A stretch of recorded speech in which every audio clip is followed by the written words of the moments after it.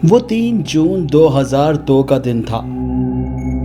गर्मी का मौसम और इतवार का दिन। जेसिका अपनी दोस्त सीरीना के घर गई थी।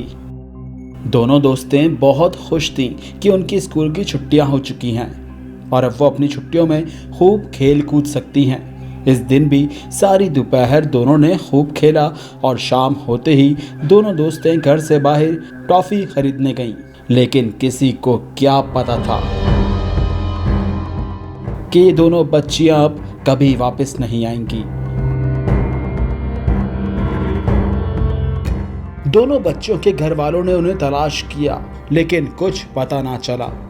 इन दोनों बच्चियों को जमीन खा गई या आसमान निकल गया। जेसिका के वालिद एक बड़े सरकारी ओहदे पर फाइज थे, इसीलिए ये केस एक हाई प्रोफाइल केस बन चुका था। पुलिस ने हर मुमकिन सुराग पर काम किया और मीडिया पर इस बात को यकीनी बनाया कि इन दोनों 10 साल लड़कियों की गुमशुदगी आवाम की नज़रों में रहे।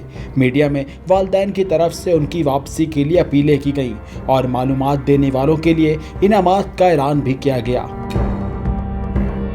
दिन गुजरते गए, लोगों की तशवीश बढ़ने लगी और लोग इन बच्चियों के जिंदा होने की दुआएं करने लगे।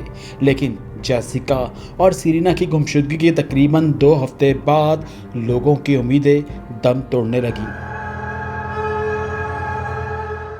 ऐसे में एक दिन जंगल के पास एक शख्स को झाड़ियों से बदबू महसूस हुई। उस शख्स ने जब करीब जाकर देखा तो घास फूस से ढके गड्ढे में 2 लाशें पड़ी थीं। लाशों को देखकर लग रहा था कि उन्हें जलाने की कोशिश की गई थी। 1 हफ्ते बाद जब डीएनए का नतीजा आया तो जिसका डर था उसी की तस्दीक हुई। जेसिका और सीरीना मर चुकी थी।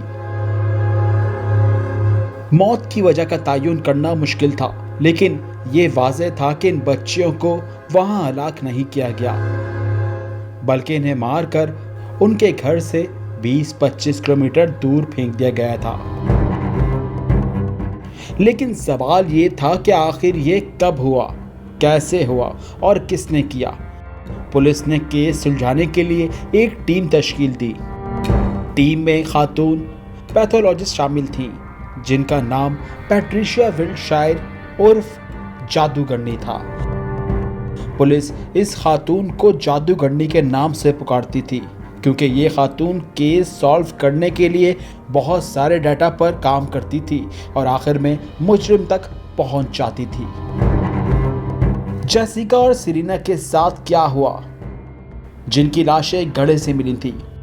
पुलिस ने जादूगरनी पैट्रिशिया को जाए हादसा पर जाने का कहा जहां से लाश मिली थी। इस खातून के मुताबिक जब वो ऐसा मकाम पर जाती है तो क्राइम सीन पर मौजूद हर चीज़ उसके लिए अहम होती है। वहां मौजूद हर एक चीज़ की तस्वीर बनाती है,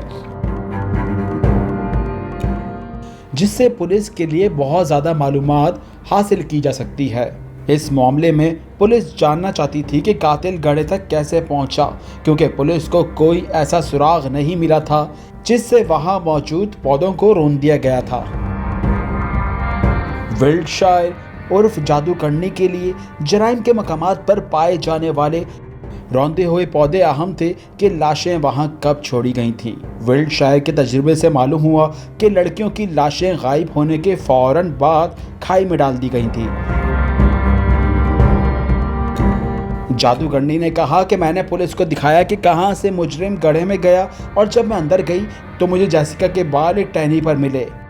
टहनी पर मौजूद फिंगरप्रिंट्स का फ्रांसिक किया गया तो उस वक्त पुलिस को जिस पर शक था, अयान हिंटली, उसके फिंगरप्रिंट्स मैच कर गए। अयान हिंटली कौन था? इस शख्स का जेसिका और सीरीना से क्या ताल्लुक था? अयान हिंटली जेसिका और सीरीना के स्कूल का चौकीदार था। अयान का अक्सर मीडिया पर इंटरव्यू किया जाता था और वो पुलिस से ना सिर्फ तफ्तीश के बारे में बल्कि दीगर तफसीलात के बारे में भी पूछते रहता था, जहां से पुलिस को उस शख्स पर शुबा होने लगा था। पुलिस ने जब अयान के घर की फ्रांसिक तलाशी ली तो वहां जेसिका और सीरीना की टी शर्ट से निकले धागे मिले थे जो उन्होंने उस दिन पहन रखी थी।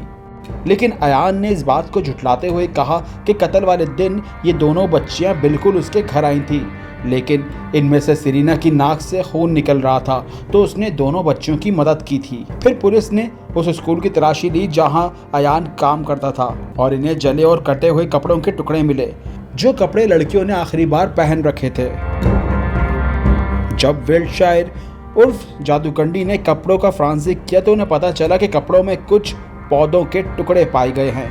ये टुकड़े सेब के दरख्त के थे और जिस गड्ढे में इन दोनों बच्चों की लाश मिली थी वहां सेब के बहुत दरख्त मौजूद थे। विल्टशायर उर्फ जादूगरनी कहती हैं कि मुझे फौरन पता चल गया कि लड़कियों को जब गड्ढे में डाला गया तो उन्होंने कपड़े पहने हुए थे और ये सब अयान के खिलाफ मुजरिमाना शवाहिद का हिस्सा थे। बिलाखिर जेसिका और सेलिना के कत्ल का मुजरिम पुलिस के शिकंजे में आया। अदालत में भी विल्टशायर वो खातून थी जिन्होंने मुकदमे में गवाही दी और उनकी तफ्तीश की वजह से अयान हिटली को 40 साल कैद की सज़ा सुनाई गई।